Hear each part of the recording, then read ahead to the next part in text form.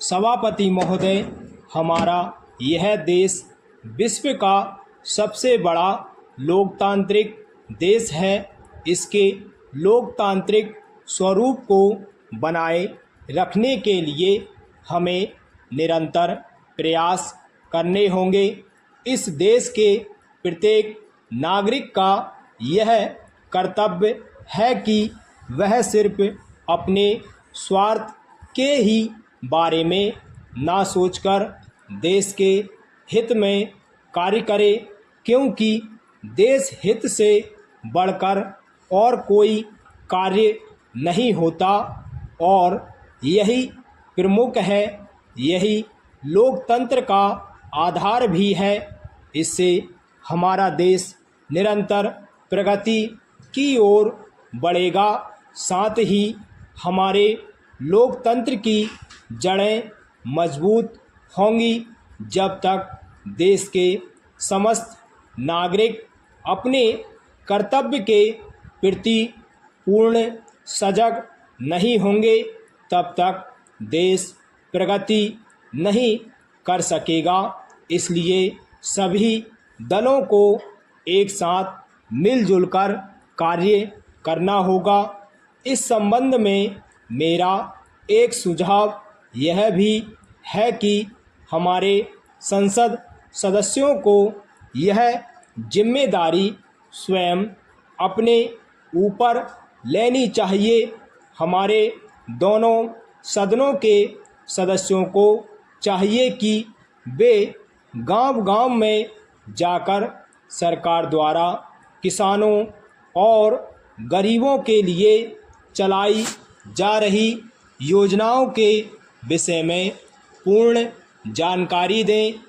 इससे हमारा देश प्रगति करते हुए अपना पूर्ण विकास कर सकेगा। पैरा सभापति महोदय, मैं आपके माध्यम से यह अनुरोध करना चाहता हूं कि इस सदन में अनेक बार यह कहा गया है कि इस देश के सामने जो समस्याएं हैं उनको समाप्त करने के लिए सरकार द्वारा कोई गंभीर प्रयास नहीं किए गए हैं। सरकार द्वारा गंभीर प्रयास करने या ना करने से ये प्रयास किस प्रकार से दिए जा सकते हैं, यह बात मेरी समझ में नहीं आती।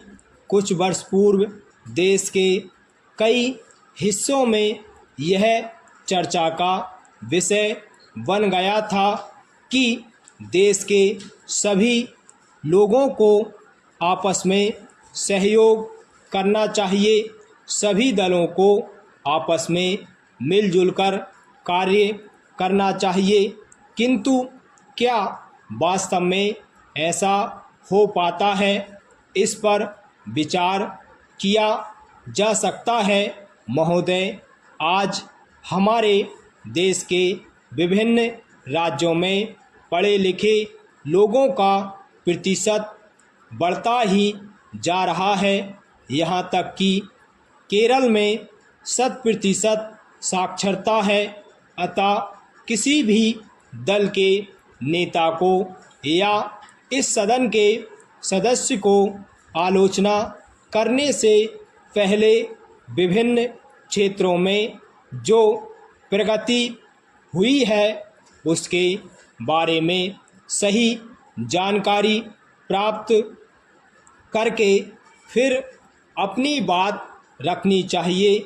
आज सूचना प्रणाली में जो क्रांति हुई है उससे भारत का नाम संसार के देशों में ऊंचा हुआ है। दुनिया के विकसित देशों में हमारे अनुभवी और कुशल व्यक्ति कार्य कर रहे हैं और वहाँ के विकास में महत्वपूर्ण भूमिका निभा रहे हैं। आज देश में पढ़े लिखे लोगों की संख्या पहले की अपेक्षा 3 गुना अधिक हो गई है। यह सब सरकार द्वारा किए गए प्रयासों का ही नतीजा है। शिक्षित युवकों के लिए रोजगार के अवसर भी पैदा करने की दिशा में सरकार प्रयत्नशील है। युवकों को केवल शिक्षा देने से कोई भी सरकार अपने कर्तव्य से मुक्त नहीं हो सकती। उन्हें रोजगार के भी समुचित अवसर उपलब्ध कराने की आवश्यकता है।